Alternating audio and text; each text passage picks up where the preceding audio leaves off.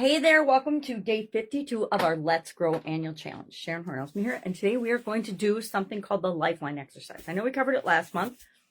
This month we're going to cover it specifically with respect to relationships, our relationships. In Guide 2, of course, there's a write-up for a description of a couple going through and doing the relationship exercise, the relationship timeline exercise together, as well as the benefits and tips and how to do it if you want to do it with someone else. Now, we did it last month by ourselves. We looked at all the different areas of aspects of our life, but we did the timeline from the year we were born, me, that would be 1960, to 2024 and beyond. I always like to put an arrow because I can plan on my life continuing beyond this particular year. And then we just put key milestone events in our life on it. And then with each area and aspect of our life, physical, mental, emotional, spiritual, financial, relationships, contribution, communication, and confidence, we are going to spend 1 month on each of these, diving into how we grow. How do we grow in each of these areas? This month, we're focusing on relationships. So today, we're going to do the timeline exercise. We're going to ask ourselves, what impact did each of these events have on our relationships during that time period? I'm going to grab my magnifying glass. I'm going to give you an example from my life. I usually use my sudden cardiac arrest, but let's pick something different. My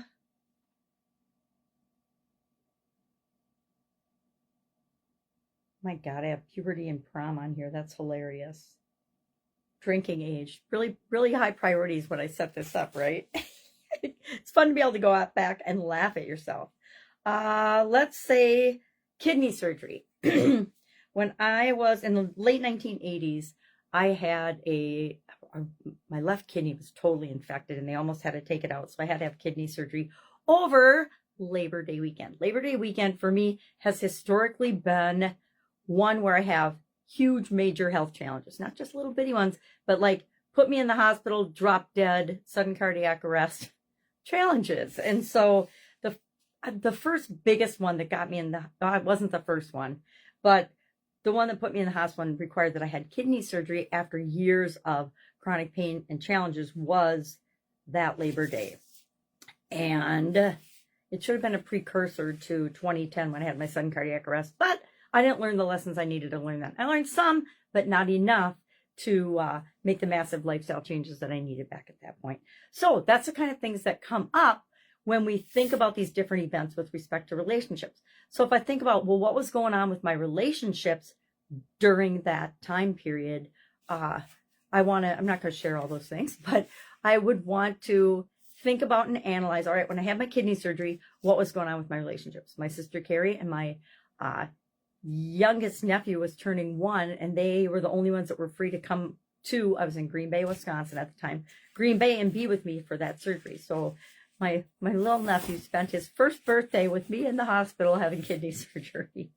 So that tightened the bond of that relationship, right? We have this weird special connection now over kidney surgery. So that's what we're going to do. Today, our action item is to go through, we hopefully put up the framework for our Lifeline last month. But if you haven't done that, you can start right now, right?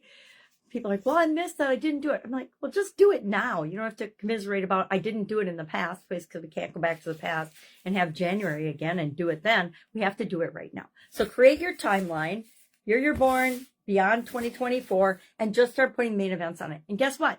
You will think of events you want to add on to it as you go throughout the year and as we explore each of these different areas and aspects of our life. That's the power of doing it once a month and going deep into the different areas of our life. We come up with things and we see patterns and connections that we never saw before, especially in the area of, well, in all of these areas, but our overarching toward the end of the year, we will do again, and we're going to look at the whole thing. So I recommend, I have a great big board at home, but I'm traveling, so I didn't bring it with me. And this one's easier to hold up for when we're talking about the Lifeline, but you'll see this one again.